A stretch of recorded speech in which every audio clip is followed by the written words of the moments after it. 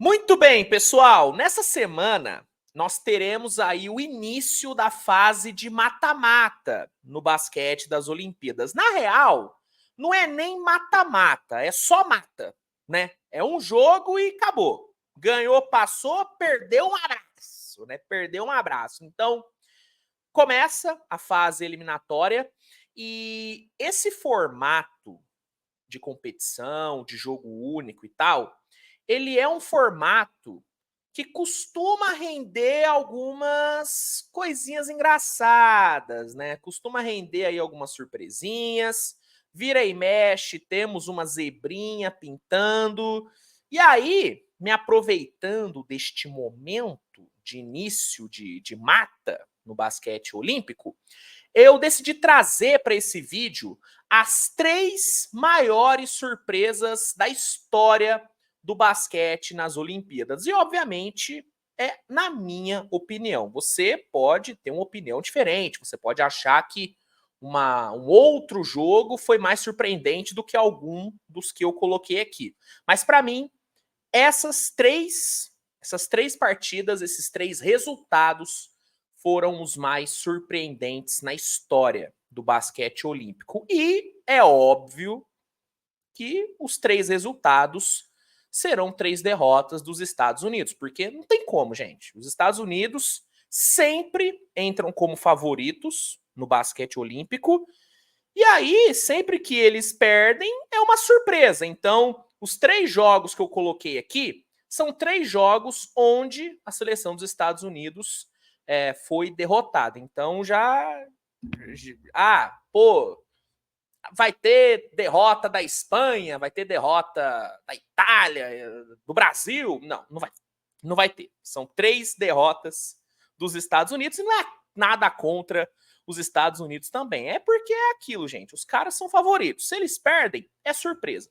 E tem algumas derrotas que foram pô, que ninguém esperava. Então, sem mais enrolação, só vou pedir para você deixar o like no vídeo, se inscrever no canal e já vamos aqui com a primeira surpresa, a primeira derrota dos Estados Unidos, que foi uma derrota nas Olimpíadas de 2004, Atenas, e foi uma derrota que eliminou os Estados Unidos. E quem que eliminou os Estados Unidos em Atenas? Eles, os hermanos Argentina, que foi medalha de ouro em 2004, essa geração mágica liderada por Manu Ginóbili, Luiz Scola. Essa Argentina eliminou a seleção dos Estados Unidos em 2004, lá nas semifinais, e foi um resultado que deixou todo mundo surpreso. Não foi um choque enorme, não foi, porque esse time dos Estados Unidos, que não era um time ruim, era um bom time, tinha ali Tim Duncan, Allen Iverson, tinha ali LeBron, Wade e Carmelo no início de carreira, não era um time ruim, mas era um time que, velho, não era lá essas coisas, era um time que já havia sofrido uma outra derrota na fase de grupos, que essa sim deixou todo mundo em choque e obviamente ela vai estar aqui nesse vídeo. Então, foi uma derrota que surpreendeu muito, ainda mais pelo fato de ter sido uma derrota que eliminou os Estados Unidos. Ninguém esperava tanto assim os Estados Unidos serem eliminados. Mas não foi uma derrota que chocou, porque os caras já haviam perdido antes. Só que um fator que torna essa derrota mais surpreendente é o fato de que a Argentina não estava voando. Não é que os Estados Unidos perderam para uma Argentina que estava jogando demais, praticando um basquete de elite. Não. A Argentina estava, cara, bem altos e baixos, assim. A Argentina perdeu 2 jogos na fase de grupos. Então não era uma Argentina fantástica. Era uma geração muito boa, mas não era um time que você olhava e falava, beleza, esses caras vão eliminar os Estados Unidos. Não. Não, então isso também torna essa derrota mais surpreendente. E pro azar dos Estados Unidos, a Argentina, que não havia jogado tanto assim, resolveu jogar tudo nesse jogo. A Argentina fez um jogo coletivo muito forte, principalmente ali no segundo tempo, e teve o Manu Ginóbili foi entregando uma das grandes atuações da sua carreira. O Ginóbili, nesse jogo, ele meteu 29 pontos, arremessando 13 bolas. Assim, uma eficiência surreal. O Ginóbili, ele jogou um absurdo. E aí, depois dessa vitória, a Argentina encarou a Itália e conquistou a medalha de ouro. Inclusive, até hoje, a Argentina é o único time, não Estados Unidos, a conquistar a medalha de ouro no basquete masculino desde 92. De 92 para cá, o único time não chamado Estados Unidos que conquistou a medalha de ouro na Olimpíada, no basquete masculino na Olimpíada, foi a Argentina. Então foi realmente um título, uma conquista enorme para o basquete argentino. Foi a maior conquista da história do basquete argentino, uma das maiores conquistas esportivas da Argentina também. E aconteceu numa edição onde os caras eliminaram simplesmente os Estados Unidos numa semifinal. Então, essa foi uma das grandes surpresas que tivemos no basquete olímpico, sem a menor sombra de dúvidas. Seguindo, importante salientar que foi depois dessa eliminação que os Estados Unidos resolveram montar ali o Redemption Team, o time da redenção, em 2008, Pequim, tem até documentário na Netflix sobre esse time. Essa derrota para a Argentina foi o que meio que deu o gatilho para os caras olharem e falarem, beleza, vamos parar de brincar? Vamos agora levar a sério? E aí, em 2008, eles fizeram o que fizeram. Seguindo, vamos agora para a segunda surpresa, para a segunda derrota dos Estados Unidos, né?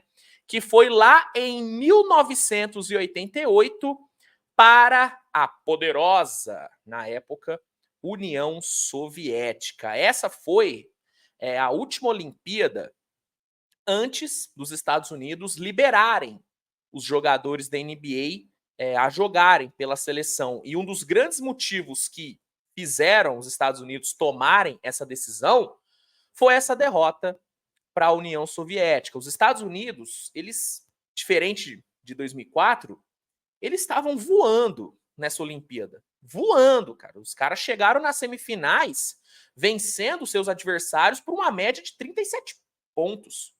Os caras estavam jogando muito, não estava dando graça. David Robinson, que estava nesse time, estava jogando demais e tudo. O treinador deles na época era o treinador de Georgetown, que era muito conceituado. Não me lembro o nome dele, mas eu lembro que era o treinador de Georgetown. Lembro por vídeos que eu vi, porque obviamente eu não estava vivo na época. E o cara era um time que estava jogando muito bem, mesmo não tendo os profissionais, os caras da NBA, era um time muito bom.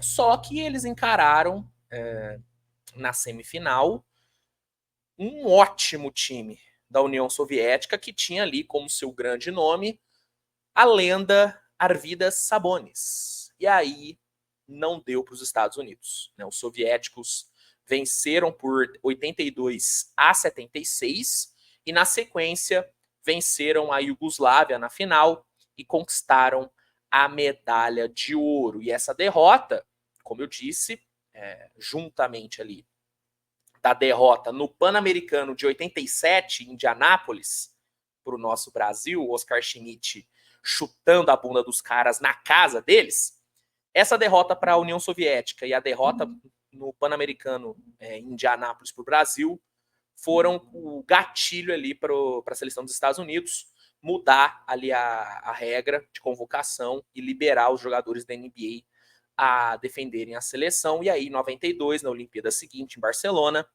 rolou o Dream Team. Então, você vê que existe um padrão, né?